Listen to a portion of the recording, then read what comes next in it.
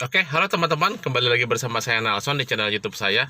Ya, jadi di kesempatan kali ini saya akan membahas sedikit mengenai kenapa sih penderita asam lambung itu sebagian orang ya, tidak semuanya merasakan gampang lapar ya. Jadi 2 jam makan terasa lapar, baru 3 jam makan terasa lapar. Kadang ada yang baru 1 jam makan itu sudah terasa lapar. Nah, jadi saya jelaskan dulu di sini ada beberapa faktor kenapa seseorang itu bisa merasakan lapar dan bagaimana caranya supaya kita lapar lebih lama. Nah, jadi yang pertama adalah kenapa seseorang merasakan lapar karena kadar gula di dalam darahnya itu habis terpakai oleh energi. Nah, jadi misalkan begini, setiap makanan yang kita makan itu akan diubah menjadi glukosa ya. Semua jenis makanan. Nah, pada saat diubah menjadi glukosa, nah disitulah pada saat diusus halus, diserap, di disebarkan ke seluruh sel-sel tubuh untuk dipakai menjadi energi.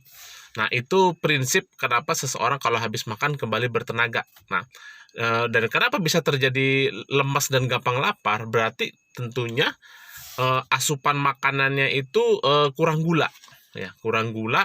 Dan selain gula tadi, ada juga yang disebut dengan serat. Nah, serat ini pun bisa membuat kita lapar lebih lama karena serat itu lebih lama dicerna di lambung. Dan juga di usus pun itu dicernanya lebih lama. Nah, jadi pada saat proses pencernaan berlangsung, jadi penyerapan gula itu lebih lambat. Nah, ini teman-teman harus paham ya.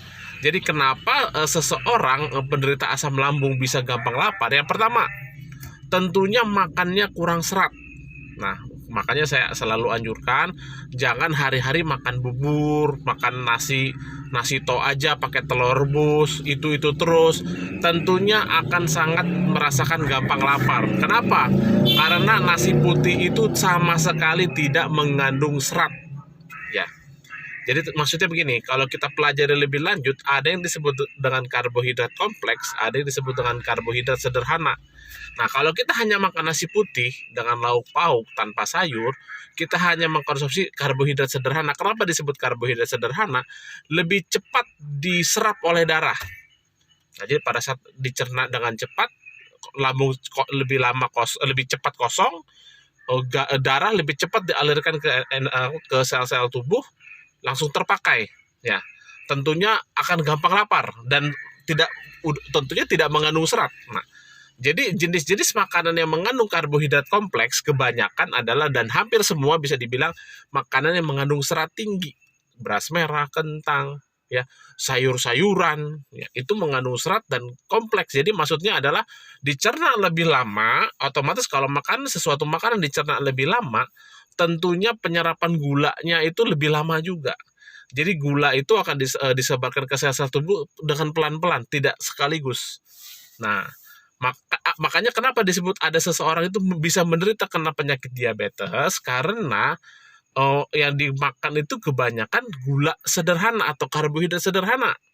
Ya, karbohidrat sederhana itu yang paling tinggi itu ya sirup, gula putih, ya, kue-kue mewah itu adalah makanan-makanan yang mengandung karbohidrat sederhana, tidak mengandung serat dan gulanya itu cepat sekali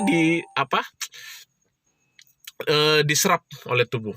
Nah, jadi bagi teman-teman kenapa gampang rasa lapar ya itu porsi makannya kurang, tentunya gulanya cepat habis dalam tubuh, makanan yang tidak mengandung serat. Nah, itu. Nah, terus ada juga teman-teman yang bertanya kenapa arang aktif ini kan tidak masuk ke pembuluh darah, tapi kenapa bisa menyembuhkan penyakit diabetes, menstabilkan kadar gula, kolesterol, asam urat dan lain sebagainya. Jadi pada dasarnya seseorang pembuluh darahnya itu bisa menimbulkan flak, itu bisa dilihat dari isi pencernaan. Jadi ada penelitian seorang penderita tekanan darah tinggi, diabetes, kolesterol pada saat diteropong ususnya itu kotor. Nah, jadi bisa dibilang kenapa bisa menimbulkan plak otomatis kan awalnya dicerna dulu. Semua jenis makanan itu dicerna ya. Gizi makanannya akan diserap di usus halus ya. Dan ampas makanannya akan sisanya itu akan ke usus besar.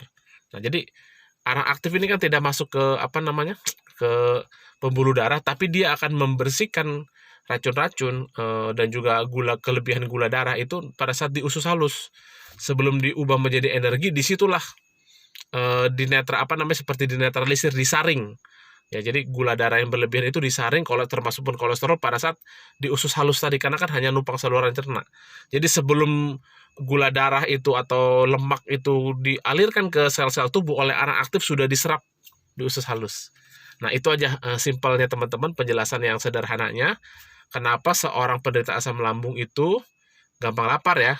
Karena itu kurang serat, yang dikonsumsi karbohidrat sederhana, dan juga yang makannya yang diporsinya kecil. Makanya sangat sekali yang saya katakan, makan sedikit tapi sering itu hanya dipraktekkan pada saat asam lambung kita lagi tinggi-tingginya atau kita lagi drop-dropnya kondisi tubuhnya. Nah, disitulah kita makan sedikit tapi sering. Tapi kalau sudah mendingan jangan makan sedikit tapi sering, tapi 5-6 jam sekali makan dengan porsi yang mantap supaya lambung kita terjaga, gula darah kita pun tidak tinggi, dan penyakit-penyakit yang lain pun tidak terserang ke tubuh kita. Oke, karena ini sudah malam, saya hanya sampai sini dulu. Sampai ketemu lagi di video-video saya selanjutnya. Terima kasih.